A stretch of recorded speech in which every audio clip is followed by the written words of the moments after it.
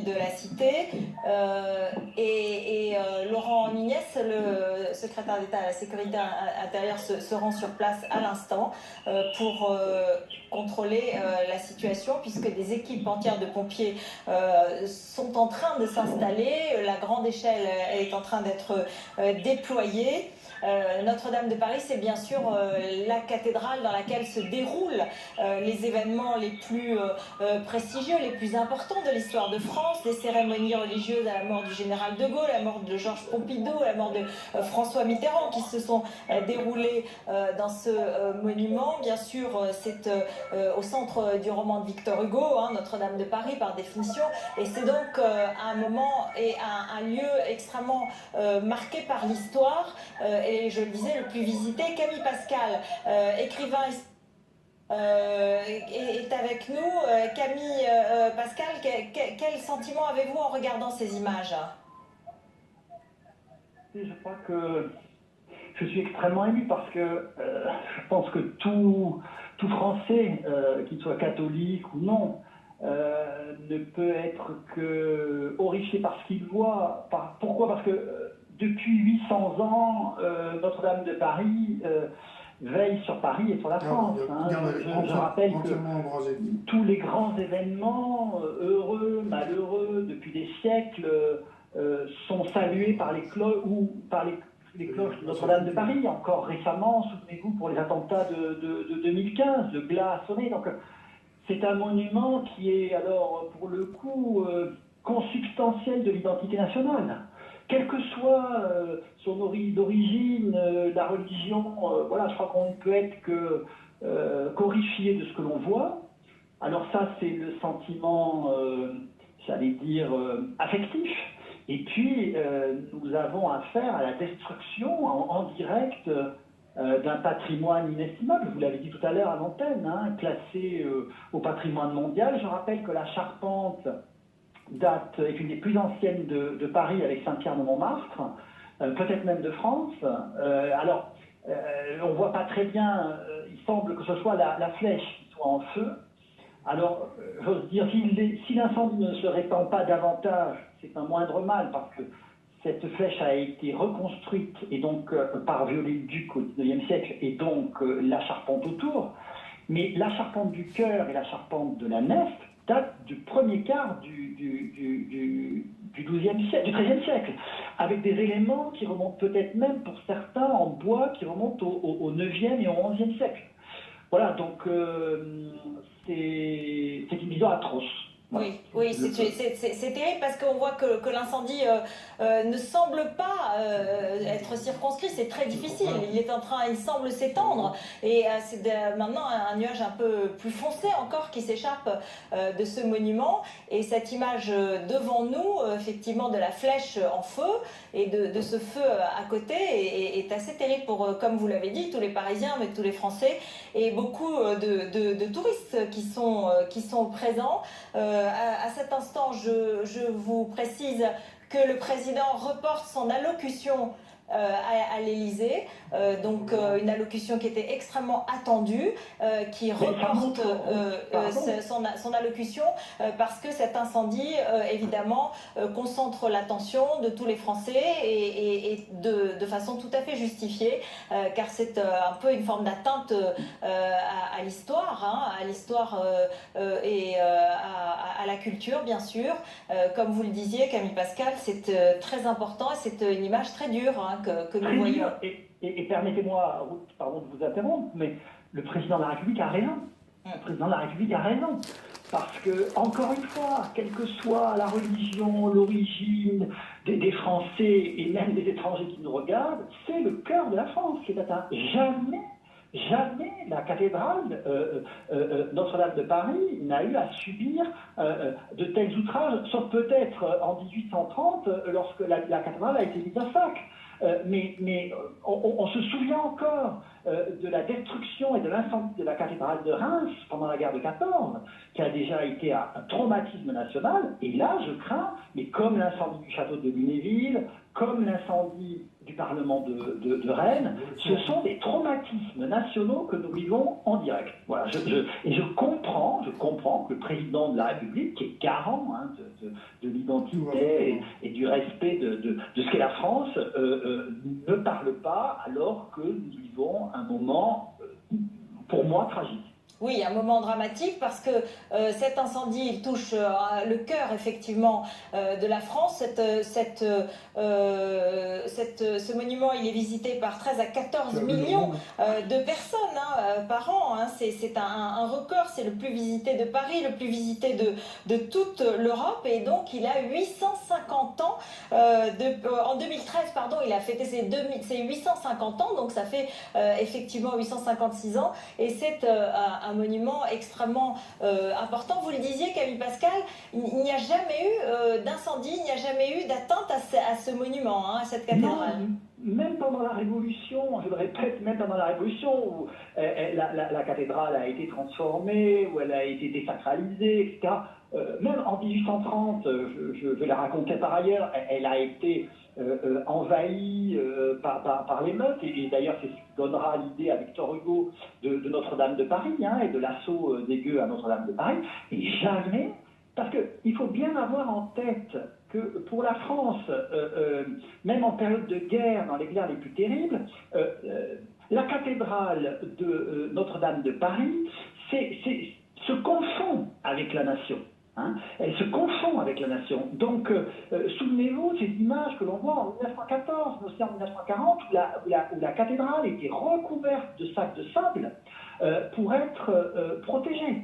C'est bien qu'au-delà du monument historique, qui est majeur, c'est une des plus grandes cathédrales gothiques d'Europe, une des plus importantes, mais au-delà même, si j'ose dire, de sa valeur artistique, elle a une valeur nationale fondamentale.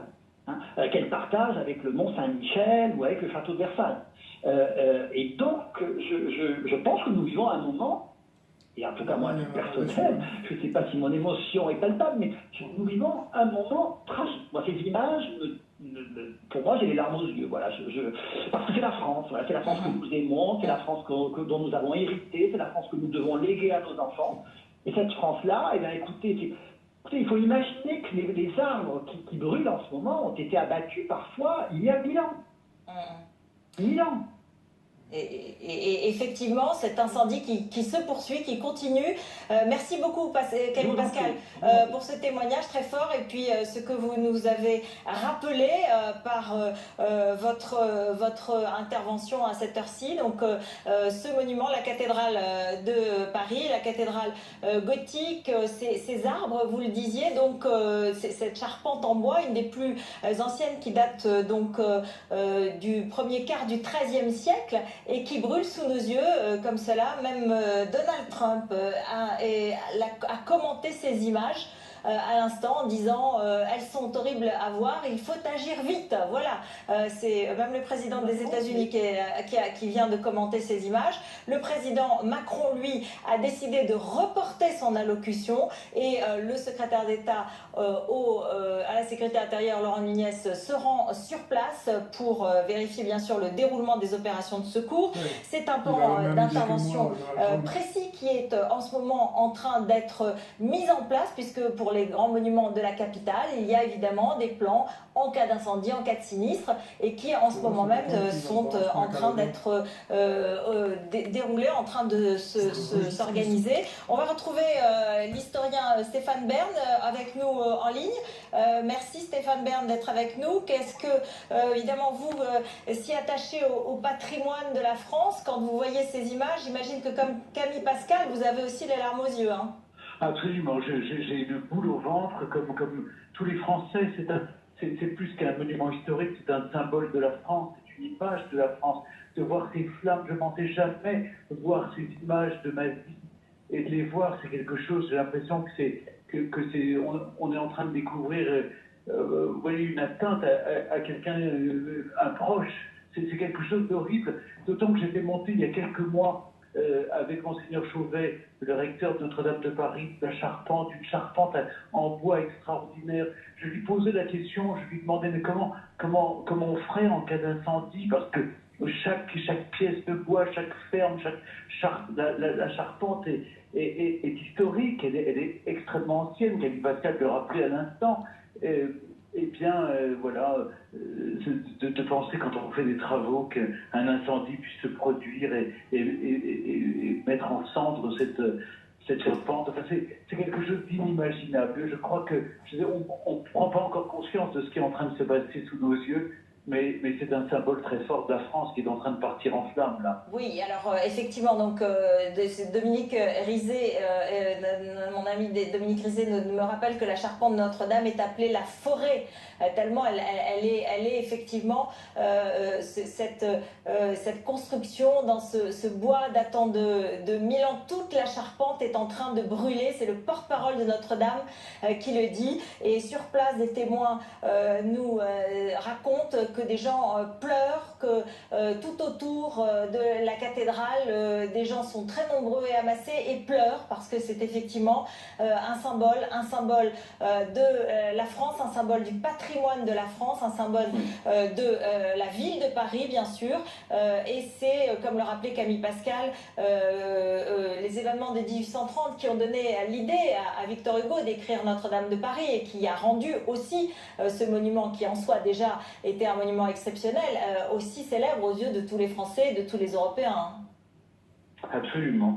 C'est exactement ce que vous venez de dire. C'est un monument qui est connu dans le monde entier. 14 millions de visiteurs chaque année se pressent pour voir Notre-Dame de Paris. Monseigneur Chauvet, le recteur, va dans le monde entier et il est reçu partout pour trouver des fonds pour ses travaux. Vous avez vu, il y a quelques jours, on a enlevé les statues pour les protéger, pour les sauvegarder.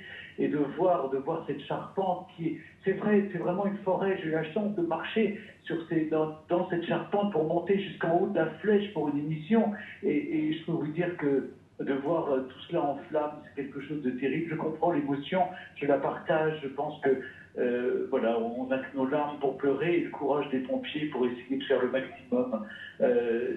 Voilà, prions. Je ne sais pas quoi faire pour qu'on sauve Notre-Dame de Paris. Merci beaucoup Stéphane Bern, merci d'avoir été avec nous. Des moyens très importants qui sont mis en œuvre en ce moment même, mais on a le sentiment à travers ces images que évidemment l'incendie ne cesse de s'étendre. Toute la charpente est en train de brûler, c'est ce que dit le porte-parole de Notre-Dame, c'est ce que je vous disais à l'instant. Cette cathédrale qui a quand même rythmé notre histoire et dans laquelle évidemment des moments très importants de notre histoire se sont déroulés, des cérémonies religieuses à la mémoire à la mort du général de Gaulle, à la mort du président Pompidou, à la mort de François Mitterrand, qui ont été célébrés, un monument qui est évidemment au centre du roman de Victor Hugo, cette cathédrale gothique donc qui a été construite pendant près de 2 siècles, de 1163 à 1345, dans laquelle il y a d'ailleurs plusieurs bâtiments et plusieurs styles, puisque au cours des 2 siècles, les styles ont évolué, des cathédrales, les caractères du gothique primitif, du gothique rayonnant, les rosaces. Mais bon, à cet instant maintenant, ce qui est en train de se passer, c'est que cet incendie est en train de ravager complètement la toiture. On voit la flèche en feu, c'est une image extrêmement impressionnante et très bouleversante, hein, puisque c'est le cœur de Paris, c'est un véritable drame, c'est une date terrible qui restera dans l'histoire de Paris, puisqu'elle marque le centre de Paris, hein, puisque cette cathédrale, elle est au cœur de Paris, elle est au centre de Paris, sur l'île de la Cité, en face de la préfecture de police, tout près de la Seine. Emmanuel Grégoire, vous êtes le premier adjoint à la maire de Paris, Anne Hidalgo. Que pensez-vous? Quelle est la situation à cet instant? Que vous disent les pompiers, les autorités sur place? Écoutez, on est en ce moment même sur le parvis. Hein. La maire était avec le préfet de police, avec plusieurs ministres qui sont venus immédiatement sur place, ministre de la Culture, secrétaire d'État auprès du ministre de l'Intérieur. La situation est évidemment catastrophique à l'heure qu'il est, hein, puisque la charpente est encore intégralement en feu. A priori, la flèche de Notre-Dame vient de s'effondrer sur elle-même.